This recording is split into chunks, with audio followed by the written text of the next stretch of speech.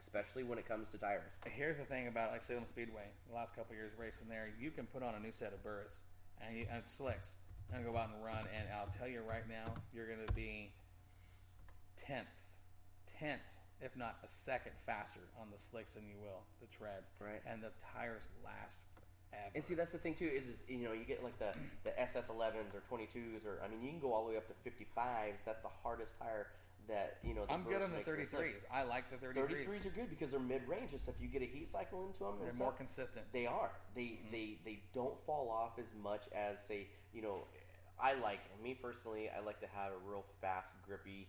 I love a soft tire. The problem with that is, especially with those 22s and the 11s, they're good for a feature. That's right. If you have your chassis set up and dialed in. Right. If you don't, they're burned off like that. Right. I mean, you go 5 laps and you're the king of the castle, and then all of a sudden you're like, in the last 20 your laps done. Yeah. Don't even. Yeah. They just pull in because, even the guys with the 55s are like, hey, check it out, dude. Yeah. They're honking, past it. Yeah. I mean, it's just you're like a bus stop just waiting to happen. Right. Late models, super late models, mid-season championship. Man, exciting. Okay, check this out. Top 8 cars were in the 14-second bracket in qualifying. 14? 8. Wow. Top 8 cars were in the 14-second bracket. Fast qualifier was Rob Maya, 14.029. Yeah, figured that would be up there. Okay. Second fast was Trent Elliott in the 4E. Okay, see. Now, Maya goes at 14 with a 0.29, and Elliott comes out with a 14.037. That's awesome for Trent. Now, I haven't heard from him in a long time or whatever like that, and to be out there and to be second fast, good for that program. Darren Koffel qualified third fast, and the other car on the dash, Colin Weinbarger. Okay, those are your top 4 cars. That's where the Weinbargers are. This was cool. I thought was cool because we haven't seen the guy much at all this year. Terry Hall qualifies 5th fast, 14.401. Kronk with the crate motor, 14.466. And Casey Vitale driving for Tony Breakall. And we're going to talk about Casey Vitale, okay? I got some things to say about Casey Vitale. All right. So top to bottom, we had 14.029 final car in qualifying, 16.192, 2.163 difference. Kind of a weird night for the qualifying because it's kind of one of those nights where everybody was fast. The speed, you look at the times, it doesn't say that, but it was just competitive. Right, and see that's the cool thing too. And to me, like racing at night, it almost seems like it gets faster and gets more competitive.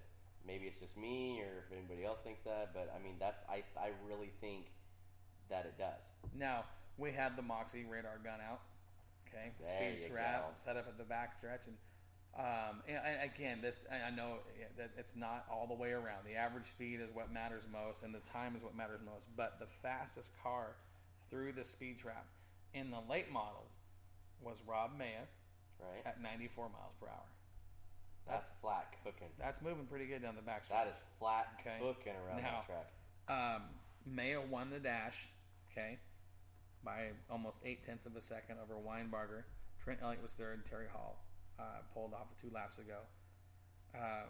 Maya in this new black diamond chassis is,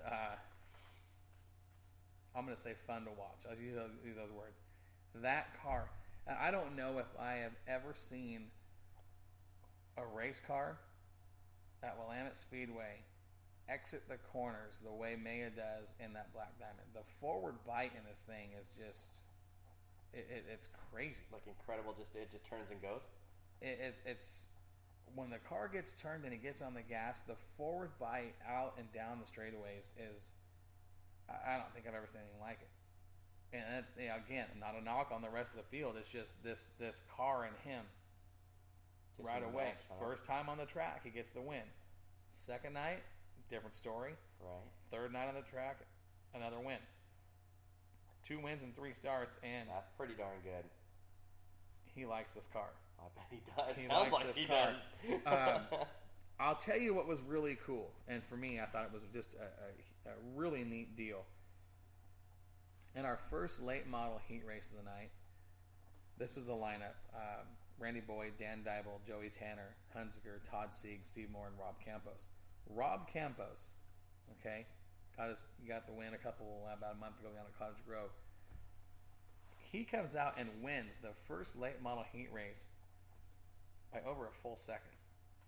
And that number 9, was probably better than I've ever seen that race car look. Really? Looked great.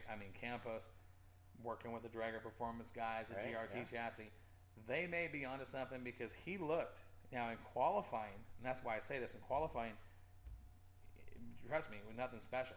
I don't know if he got out late or what, but his qualifying time would not indicate that he would go out and run as fast as he did against these cars. Hunziker was very fast on Saturday night. Joey Tanner, driving Dave Walters 67, was very fast. What happened to his car? We'll talk about it. Dan Dybel has been fast. Randy Boyd sits 5th in points. And Campos goes out, and Steve Moore, and beats these guys by, over a full second. It was a good run for Rob, and I think that probably put a lot of confidence in him and his crew and his car because, it was just like the best I've ever seen him look in his career at Willamette. He was good deal, man. Good. It looked really good. Heat Race 2, Colin Weinbarger, Rob Maya, Casey Vitale, Brian Kronk, Darren Koffel, Trent Elliott, Terry Hall. That is a heat race. That's a heat race? That's like going to a summer nationals with a UMP. That's some of the top guys right there on yeah. it. That if you look at that heat race and it's like, oh man, that's some of the top guys right there to be. That's almost like a trophy dash itself. Yeah, and Weinbarger won it by almost a second. 9/10 over 9/10 of a second. He won it over Rob Mayo. Okay. Weinbarger won it. Mayo was second. Vitale, Kronk, Darren Koffel, Trent Elliott, Terry Hall. That was the running order for the second heat race. Now we move into the main event. Okay. So I got a question before we get into the main event. Is Joey Tanner's car still down there at X Factor getting worked on? Because I know that that's what I've been told. He said that he felt that he had an issue with the car itself, the chassis, and so he called X Factor and he said, "Hey, look, I want to send the car back down there. I want to put it back on the jig. I want to make sure it's all straight. I want to make sure nothing's wrong with the car because I know he didn't have the finish that he wanted during Clare Cup, and so he says, hey, you know what? I just want to make sure that." Well, and that's Joey. When it comes to setting up a race car, we've talked about it. Joey's good. Joey understands these race cars. He's done his homework. He knows what he's doing. He knows what is good and what isn't good. And he's feeling something in that car that he can't adjust out. He just can't adjust out, and he wants to get that car on the jig and make sure it's right. I think it's a good move. I think it's a good move he's one of the guys out there too to go to. Because he does understand these late models. He understands the X Factor cars more than I'm sure more than probably even the X Factor guys themselves do too. But he's one of the guys that is fast every single week when he's out there, and to see him not in his car, knowing that he does have his motor back and everything else, and not seeing him in his car, it shows that there might be an issue that, like you said, that he can't fix. Just to make sure, I think it might be a mental game too. And it could be. But if he's feeling something as good as he is in that car that's not right, and he can't adjust it out, why not put it on the jig? Right. I don't think it's a bad move, and those guys know what they're doing. So absolutely, they'll figure it out. Main event rolls around. Okay. Oh my God. Main event rolls around, and 40 laps was the distance, and there was from the get-go, no screwing around. Mid-season championship. These guys were.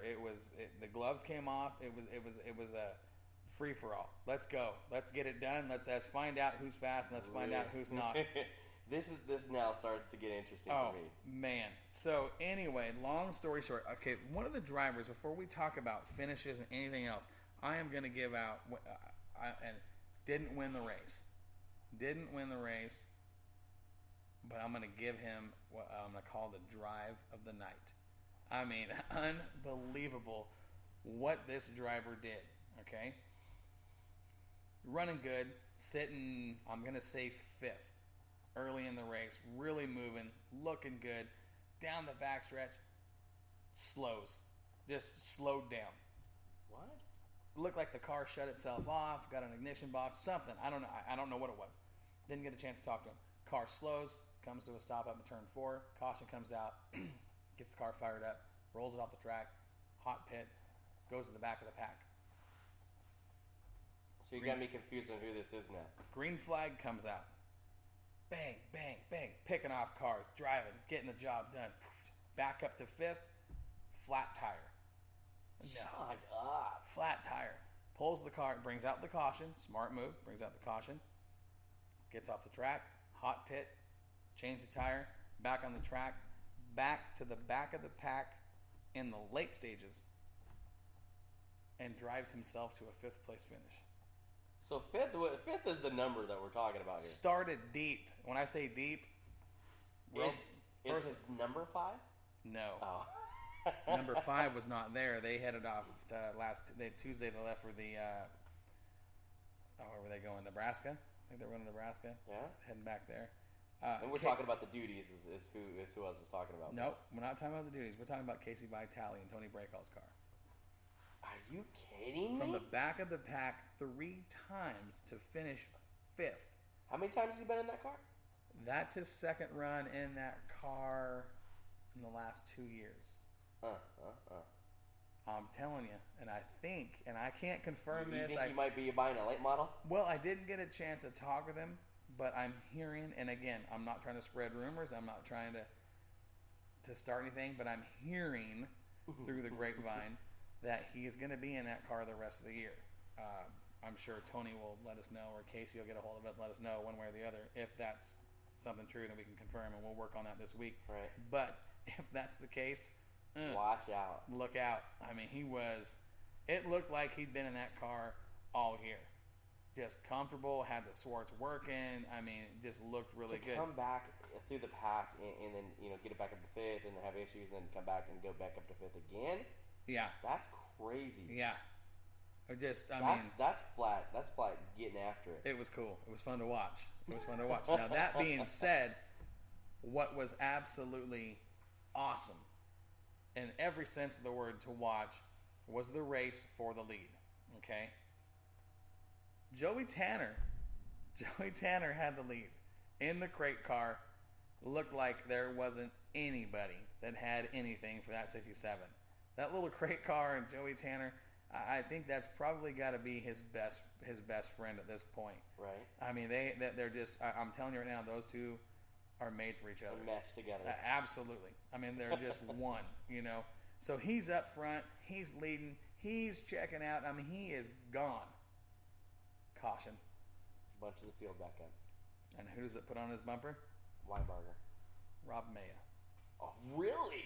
Rob Maya. I'm thinking, this is going to get interesting because we know how fast Joey is. Uh-huh. Is there enough up top for Rob to work with? Okay. Got the green. Rob tries him and tries him and tries him. Joey drives away and has 4 or 5 car length on him. And it doesn't look like anybody at this point has anything for Tanner. Caution. Give Rob Mayo one more shot at Tanner.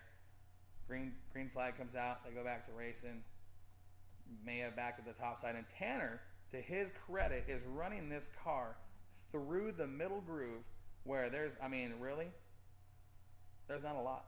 There's not a lot to grab a hold of. But that Masters built with that crate motor is dialed, and Joey's driving that car like he lives in it. You know what I mean? He's giving everybody everything he's got, and he's holding his own very, very well, and is probably going to win this race. When? Oh, no. Knowing Maya's on the high side, I think Joey got a small surprise when Maya stuck underneath him in turns 1 and 2, moved him up a bit, and drove away from him. He cold trickled him. He suckered him in. Oh, no. Maya got him on the bottom, and it was a move that did put him to the point. Right. But that being said, it wasn't an easy win for Rob because Joey was right there with him. I bet. I mean, as soon as he saw him, Joey probably stepped up. Step for step. I mean, it was just they went stride for stride, and Darren Koffel got in the mix. Thomas Hunsker was there in 4th. Vitale doing his thing. I mean, I don't think I've ever seen a guy pass more cars and not win than Casey Vitale did. I'm telling you, it was just the craziest thing. That being said, Maya holds off Tanner actually in the late stages.